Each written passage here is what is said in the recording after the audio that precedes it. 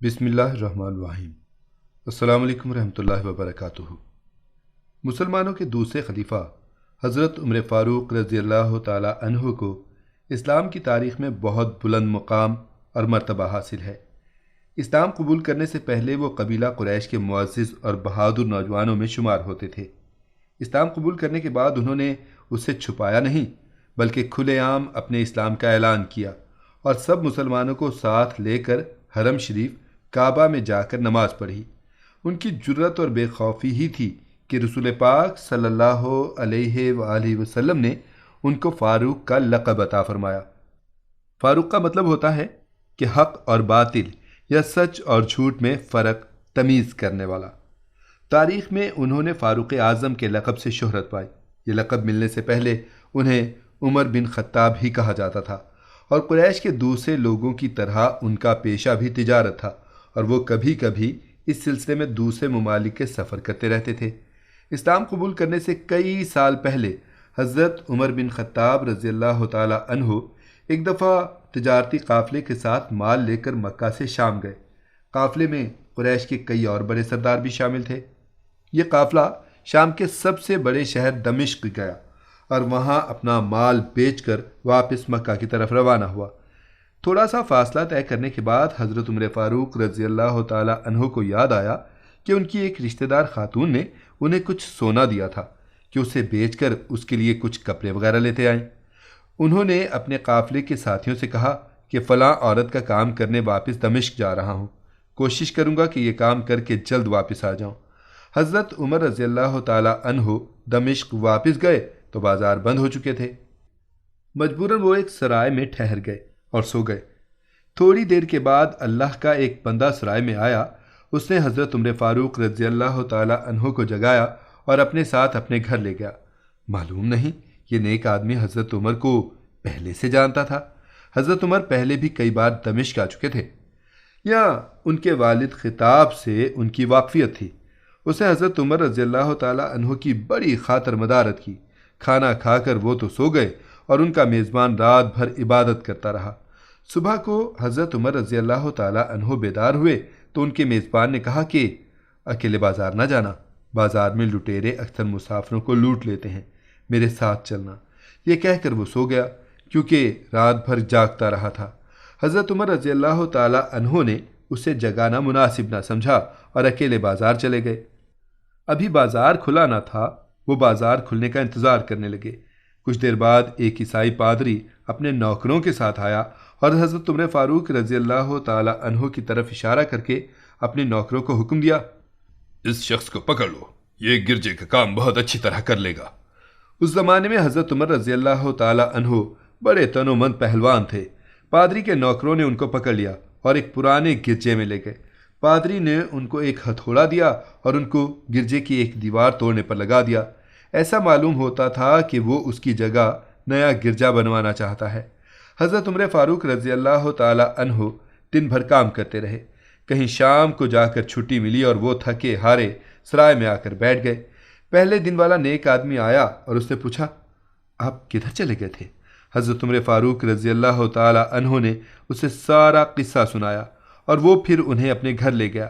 ان کی بڑی خاطر مدارت کی اور انہیں تاکید کی، کل بازار جاتے وقت مجھے ساتھ لے جانا۔ اس کے بعد وہ عبادت میں مشغول ہو گیا اور حضرت عمر فاروق رضی اللہ تعالی عنہ سو گئے۔ دوسرے دن حضرت عمر فاروق رضی اللہ تعالی عنہ بیدار ہوئے تو اپنے نیک میزبان کو سوتے پایا۔ انہوں نے اب کی بار بھی اس کو جگانا مناسب نہ سمجھا اور اکیلے بازار چلے گئے۔ اتفاق سے پھر وہی پادری اپنے نوکروں کے ساتھ آیا اور حضرت عمر فاروق رضی اللہ تعالی عنہ کو پکڑ کر اپنے ساتھ لے گیا۔ ان کو غصہ تو بہت آیا لیکن کیا کرتے، غیر ملک میں وہ اکیلے تھے اور کوئی ہتھیار بھی پاس نہ تھا، اور دوسری طرف پادری کے ساتھ 7-8 نوکر تھے اور سب ہتھیار بند تھے۔ پہلے دن کی طرح حضرت عمر فاروق رضی اللہ تعالی عنہ ہتھوڑے کے ساتھ گرجے کی دیوار توڑتے رہے۔ جب دھوپ تیز ہوئی تو پادری اور اس کے نوکر انہیں کام میں مشغول دیکھ کر چلے گئے اور حضرت عمر فاروق رضی اللہ تعالی عنہ دیوار کے سائے میں دم لینے کے لیے بیٹھ گئے۔ اتنے میں وہ پادری گھوڑے پر سوار چپکے سے آیا اور حضرت عمر فاروق رضی اللہ تعالی عنہ کے سر پر کوڑا مارا اور کہا، ہم سب گھر گئے اور تو نے کام چھوڑ دیا۔ اب حضرت عمر فاروق رضی اللہ تعالی عنہ کو صبر کی تاب نہ رہی۔ انہوں نے ادھر ادھر نظر دوڑائی، ہر طرف سناٹا تھا۔ انہوں نے پادری کو گھوڑے سے کھینچ کر نیچے گرا لیا اور اس کے سر پر ہتھوڑے پہ ہتھوڑا مارنا شروع کر دیا۔ وہ بتھیرا چیخا، چلایا، لیکن کوئی اس کی مدد کے لیے نہ پہنچا۔ حضرت عمر فاروق رضی اللہ تعالی عنہ نے ٹوٹی ہوئی دیوار کا ایک بھاری ٹکڑا اٹھا کر اس کے سر پہ دے مارا۔ وہ پہلے ہی زخمی تھا، اب اس نے دم دے دیا۔ اس کو مرتے دیکھ کر حضرت عمر فاروق رضی اللہ تعالی عنہ تیزی سے بھاگ کھڑے ہوئے اور جس راستے سے دمشق آئے تھے وہ راستہ چھوڑ کر ایک دوسرے راستے پر چل پڑے۔ شہر سے کافی دور انہیں ایک خچر پر سوار رومی ملا اور ان کے ساتھ چلنے لگا۔ وہ کچھ باتیں کرنے لگے، لیکن نہ حضرت عمر فاروق رضی اللہ تعالی عنہ اس کی زبان سمجھتے تھے اور نہ وہ ان کی زبان سمجھتا تھا۔ اس نے یکا یک اپنی تلوار پر ہاتھ ڈالا۔ حضرت عمر فاروق رضی اللہ تعالی عنہ سمجھ گئے کہ وہ ان پر وار کرنا چاہتا ہے۔ انہوں نے فوراً اسے خچر سے کھینچ لیا اور اس سے تلوار چھین کر اس کے ایک ہی وار میں اس کا کام تمام کر دیا۔ پھر اس کے خچر پر سوار ہو کر آگے چلے۔ اس کے بعد کیا ہوا، اس کا حال خود حضرت عمر فاروق رضی اللہ تعالی عنہ نے اس طرح بیان کیا ہے۔ اس جگہ سے روانہ ہو کر میں گرجے، عیسائیوں کی عبادت کرنے کی جگہ پہنچا۔ یہاں عیسائیوں کی ایک جماعت رہتی تھی۔ میں گرجے کے اندر داخل ہوا تو گرجے میں رہنے والے سب لوگ میرے ارد گرد جمع ہو گئے اور مجھ سے میرے حالات کے بارے میں پوچھنے لگے۔ پھر وہ اپنے اسقف کاٹ پادری کے پاس چلے گئے اور اسے میرے گرجے میں آنے کی اطلاع دی۔ اسقف میرے پاس آیا اور مجھے نہایت غور سے دیکھنے کے بعد کہا، ایسا معلوم ہوتا ہے کہ تمہیں کسی چیز کا خوف ہے۔ میں نے کہا، تم نے کیسے اندازہ کیا کہ مجھے کسی چیز کا خوف ہے؟ اس نے میرے سوال کو ٹال دیا اور کہا، آپ جب تک چاہیں یہاں رہیں، آپ کو یہاں کسی قسم کا کوئی خطرہ نہیں، کیونکہ آپ ہماری حفاظت میں ہیں۔ پھر اسقف نے مجھے اپنے گھر میں مہمان کی طرح رکھا اور میری نہایت خاطر مدارت کی۔ پھر پوچھا، آپ کون ہیں؟ میں نے اسے بتایا کہ میں مکہ کا رہنے والا ہوں، قبیلہ قریش سے تعلق ہے، تجارتی قافلے کے ساتھ شام آیا تھا۔ تجارت کا مال بیچنے کے بعد اپنے ایک ضروری کام کے لیے مجھے اپنے قافلے سے جدا ہو کر واپس دمشق جانا پڑا۔ اب میں اپنے وطن واپس جا رہا ہوں، راستہ بھٹک کر یہاں آ نکلا ہوں۔ اسقف مجھے غور سے دیکھتا رہا اور بار بار طرح طرح کے سوالات کرتا رہا۔ میں نے اس کے یہاں نہایت آرام سے رات بسر کی۔ صبح کو اس نے پوچھا، آپ کا ارادہ ابھی یہاں ٹھہرنے کا ہے یا آگے جانے کا؟ میں نے کہا، میں اب آپ سے رخصت ہونا چاہتا ہوں۔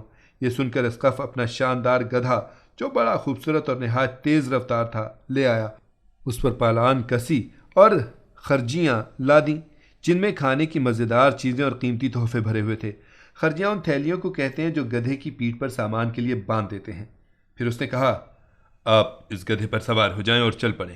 راستے میں آپ کا گزر کسی عیسائی کے مکان کے پاس سے ہوگا تو وہ آپ کو اس گدھے پر سوار دیکھ کر آپ کی بہت تعظیم کرے گا اور آپ کی خاطر مدارت میں کوئی کسر اٹھا نہ رکھے گا۔ یہ کہہ کر اسقف نے میرا ہاتھ پکڑا اور تنہائی میں لے جا کر کہنے لگا، اے عمر رضی اللہ تعالی عنہ، آپ پر میرا حق واجب ہو گیا۔ میں نے کہا، بے شک۔ اس نے کہا، آپ کا تعلق ایک معزز قوم سے ہے، میری آپ سے ایک عرض ہے۔ میں نے کہا، آپ بیان کریں، لیکن حیرت کی بات ہے کہ آپ جیسا بڑا آدمی مجھ جیسے پریشان حال مسافر سے کوئی غرض رکھتا ہو۔ اس نے بڑے یقین بھرے لہجے میں کہا، سنیں، میں ایک ایسا آدمی ہوں جسے اللہ نے آسمانی کتابوں کا علم عطا کیا ہے۔ میں نے آپ کی ذات میں بہت سی ایسی نشانیاں دیکھی ہیں جو ظاہر کرتی ہیں کہ جب ایک مقررہ مدت پوری ہو جائے گی تو حالات میں زبردست تبدیلی آئے گی۔ اس وقت آپ ہمارے ملک کے حاکم بن جائیں گے اور یہاں کے سب شہروں میں آپ ہی کا حکم چلے گا۔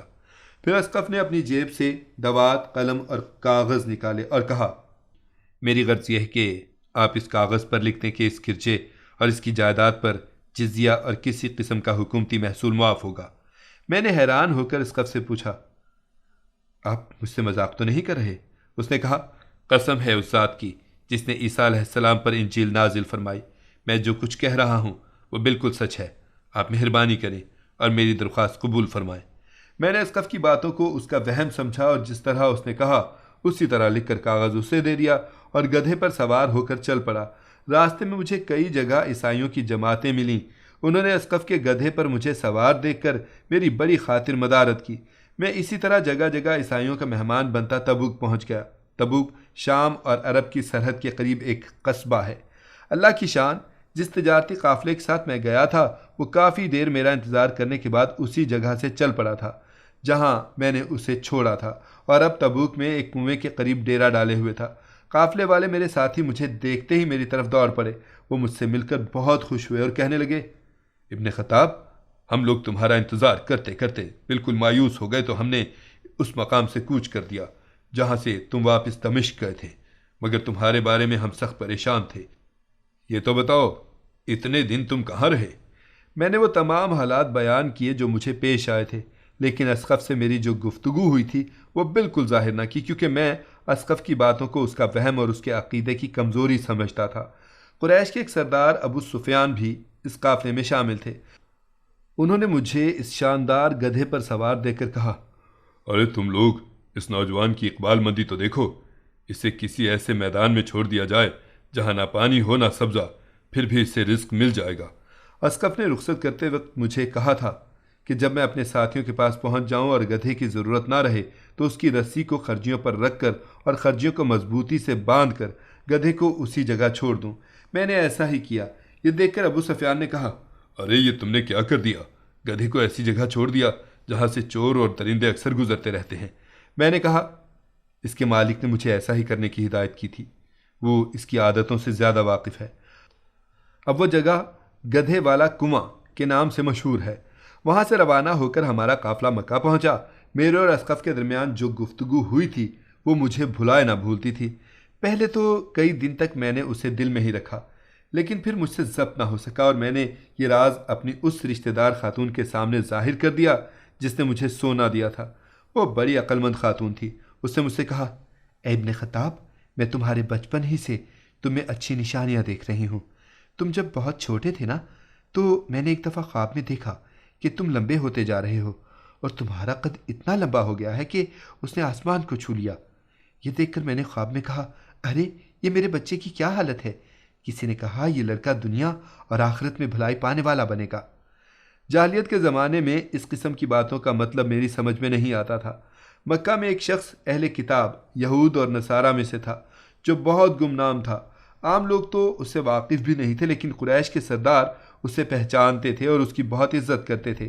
ایک دن دوپہر کے وقت اس کے یہاں گیا اور اس کے مکان پر پہنچ کر اسے آواز دی، ذرا دروازہ کھولیے، مجھے آپ سے ضروری کام ہے۔ اس نے دروازہ کھول دیا۔ میں نے اسے کہا، میں آپ سے چند باتیں کرنا چاہتا ہوں اور چاہتا ہوں کہ ان کو آپ اپنے دل میں راز بنا کر رکھیں اور کسی کے سامنے ظاہر نہ کریں۔ اس نے ایسا کرنے کا وعدہ کیا تو میں نے اپنے سفر کے تمام واقعات اس کے سامنے بیان کر دیے اور اپنے رشتہ دار خاتون کے خواب کا بھی ذکر کر دیا۔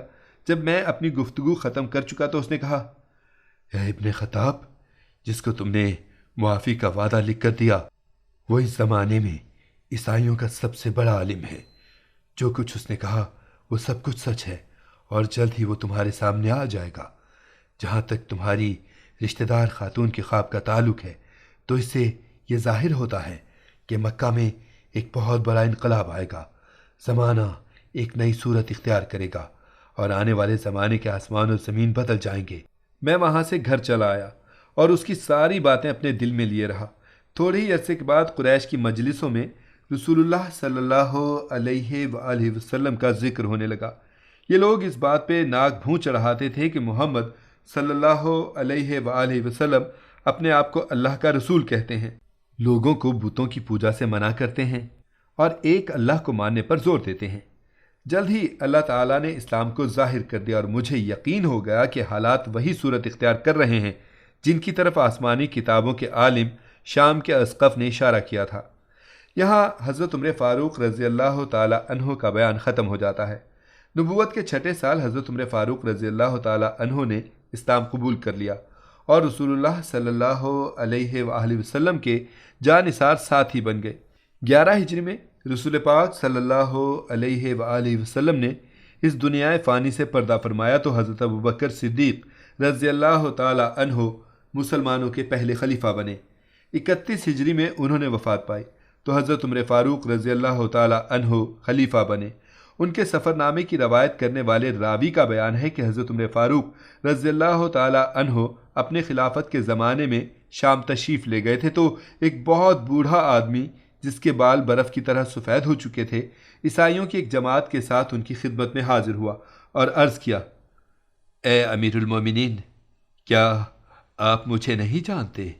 حضرت عمر فاروق رضی اللہ تعالی عنہ نے فرمایا، اگر آپ شام کے فلاں گرجے والے اسقف ہیں تو میں آپ کو پہچانتا ہوں۔ اس نے کہا، جی ہاں، میں وہی اسقف ہوں۔ حضرت عمر فاروق رضی اللہ تعالی عنہ نے فرمایا، میں نے آپ سے لکھ کر جو عہد کیا تھا وہ ابھی تک قائم ہے۔ اللہ تعالیٰ نے اپنے رسول محمد صلی اللہ علیہ وآلہ وسلم کے ذریعے ہمیں عزت بخشی۔ انہوں نے ہمیں اللہ تعالیٰ کے پسندیدہ دین اسلام کی طرف دعوت دی، ہم نے یہ قبول کی۔ آپ ہی نے مجھے ان باتوں سے آگاہ کیا تھا، اب آپ کو کون سی چیز اسلام سے قبول کرنے سے روکتی ہے؟ بوڑھے اسقف نے حضرت عمر فاروق رضی اللہ تعالی عنہ کی باتیں سن کر اسی وقت اپنے ساتھیوں سمیت کلمہ حق پڑھ کر اسلام کی دولت حاصل کر لی۔